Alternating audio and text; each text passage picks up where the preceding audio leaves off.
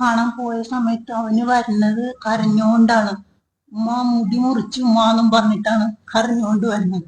അത് കണ്ട് ഞങ്ങൾക്ക് പോലും അവനെ തിരിച്ചറിയാൻ പറ്റാത്ത രീതിയിലാണ് അവന്റെ താടി മുടി മീശയും ട്രിം ചെയ്ത് മുറിച്ച് മാറ്റിയത്. അവനെ ഞങ്ങൾ സമാധാനിപ്പിച്ചതിന് ശേഷം ചോദിക്കുണ്ടായത് എന്തുണ്ടായി മോനെന്ന്. അപ്പോഴാണ് മോൻ പറയണത് അവന്റെ കഴുത്തിന് കുത്തിപ്പിടിച്ച് രണ്ടാള് വേറെ ചവിട്ടി പിടിച്ചിട്ടൊക്കെയാണ് അവന്റെ മുടി മുറിക്കുന്നതും താടി മീശൊക്കെ മുറിക്കുന്നത്. അപ്പൊ അവന് കുഴഞ്ഞു വീണ് നോക്കുമ്പോ അവരെ വീണ്ടും അവനവിടുന്ന് കുത്തിപ്പിടിച്ചിട്ടാണ് പിന്നെ പെരടി പിടിച്ച് കുത്തിപ്പിടിച്ചിട്ടൊക്കെയാണ് ചവിട്ടി പിടിച്ചിട്ടൊക്കെയാണ് ഈ താടി മുടി മീശൊക്കെ മുറിക്കുന്നത്. അപ്പൊ മുറിക്കാൻ പോണ സമയത്ത് മോൻ പറഞ്ഞു എനിക്കിങ്ങനെ ഫിലിമില് ഇതുണ്ട്, പിന്നെ കല്യാണം ഉണ്ട്, അപ്പൊ മുടി മുറിക്കല്ല, അതിന് വേണ്ടി എനിക്ക് ഫോം എഴുതി അപേക്ഷ വെക്കണം എന്നാവും മോൻ പറഞ്ഞു. അത് അവര് കേൾക്കാൻ തയ്യാറായില്ല.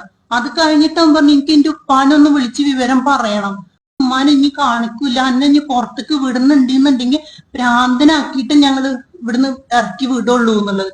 അത് സത്യത്തിൽ അവരെ ചെയ്യും ചെയ്തു. ഭ്രാന്തനാക്കാൻ വേണ്ടിയിട്ടാണ് അവരവിടെ ഹോസ്പിറ്റലിൽ കൊണ്ടുപോയി ഇട്ടിട്ടുള്ളത്. എന്നിട്ട് അത് മാത്രല്ല, ഭ്രാന്താശുപത്രിയിൽ കൊണ്ട് അന്ന് ഭക്ഷണം മോനക്ക് അന്നത്തെ ദിവസം ഭക്ഷണം പോലും കൊടുത്തിട്ടില്ല അവര്.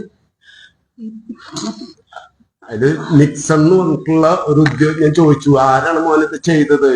അപ്പൊ പറഞ്ഞ് ഇത് സൂപ്രണ്ടിനും അറിയപ്പാ, കാരണം ഞാൻ ചെന്ന അന്ന് തന്നെ ഇത് മുടി വെട്ടാൻ വേണ്ടി അവർ ശ്രമിച്ചു. അപ്പൊ മുടി വെട്ടാൻ വന്നിട്ടുള്ള ആൾ ആരാന്ന് പറഞ്ഞു കഴിഞ്ഞാല് മുടി വെട്ടെന്ന് പറഞ്ഞു കഴിഞ്ഞാല് ഫുള്ള് മുടി വെട്ടിയേക്കാണ്, അല്ലാതെ ഒന്നും മുടി സെറ്റ് ചെയ്യ അങ്ങനെയല്ല. മുടി മാത്രല്ല പൂർണ്ണമായിട്ടും താടി മീശയും ആകെ രൂപമാറ്റം തന്നെ വരുത്തിയേക്കണം. ഈ ആളാന്നുള്ളത് ഞങ്ങൾക്ക് പോലും തിരിച്ചറിയാൻ പറ്റാത്ത രീതിയിൽ, അതായത് ഒരു മുടിവെട്ട് ആയിക്കോട്ടെ ഞങ്ങൾക്ക് പ്രശ്നമല്ല, പക്ഷെ ഇത് മുടിവെട്ട് മാത്രമല്ല ആളുടെ രൂപമാറ്റം വരുന്ന രീതിയിൽ ഫുള്ളായിട്ട് മുടി താടി മീശ. അത് താടി ഒന്നും തീരെ എടുക്കാത്താണ്, എപ്പോഴും താടി നിലനിർത്തുന്ന ആളാണ്. താടി തീരെ അവന് വന്നതിന് ശേഷം താടി മുറിച്ച് മാറ്റിയിട്ടില്ല. ആ താടി മുടി മീശ ഒക്കെ അവര് മുറിച്ചു മാറ്റി. അത് കൂടാണ്ട് അവര് വേറെ സെല്ലിന് ആളെ ക്രിമിനൽസിനെ കൂടുന്ന അടിപ്പിക്കാൻ നോക്കി. പിന്നെ മോനെ അവർക്ക് അറിയാവുന്നത് കൊണ്ടും അവര് അതടിക്കാണ്ട് അവന് അവരോട് പറഞ്ഞു ഞങ്ങൾക്ക് നിന്നെ അടിക്കാൻ പറ്റില്ല എന്നും പറഞ്ഞിട്ട് അവര് ഇറങ്ങി പോവുക ചെയ്തത്. അത് 3 പ്രാവശ്യം ആ സെയിം പ്രൊസീജിയർ നടത്തി 3 ടീമിനെ കൊണ്ടുവന്നു. പക്ഷെ അവരൊന്നും എന്റെ മകനെ കൈവച്ചില്ല.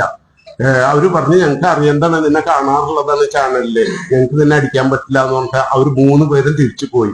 ഈ ഇത് ചെയ്തത് തന്നെ നിക്സൺ എന്ന് പറഞ്ഞിട്ടുള്ള ഒരു ഉദ്യോഗസ്ഥനും ആ ഉദ്യോഗസ്ഥന്റെ കീഴില് വേറെ പേരിൽ അറിയില്ല, അവർക്ക് കണ്ടാലേ അറിയുള്ളൂ പറഞ്ഞു. വേറെ 2 ഉദ്യോഗസ്ഥരാ 1-2 ഉദ്യോഗസ്ഥരും ഉണ്ടായിരുന്നു എന്ന് പറഞ്ഞു.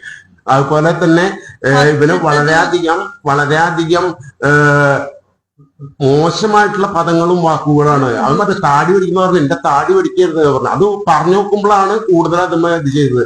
ഈ ജിഹാദിയായിട്ടോ അന്നെ എന്താ പിന്നെ തീവ്രവാദിയായിട്ടോ വളർത്താൻ ഞങ്ങളെ അനുവദിക്കില്ല, ഇവിടുന്ന് ഇതൊക്കെ കളഞ്ഞിട്ട് തന്നെ എന്നെ വിടുള്ളൂ എന്ന് പറഞ്ഞ് ആക്രോശിച്ചുകൊണ്ട് ആ നിക്സൺ എന്ന് പറഞ്ഞ ഉദ്യോഗസ്ഥനാണ് ഉപ്പ എന്നെ കൂടുതൽ ഇടങ്ങറാക്കിയത്.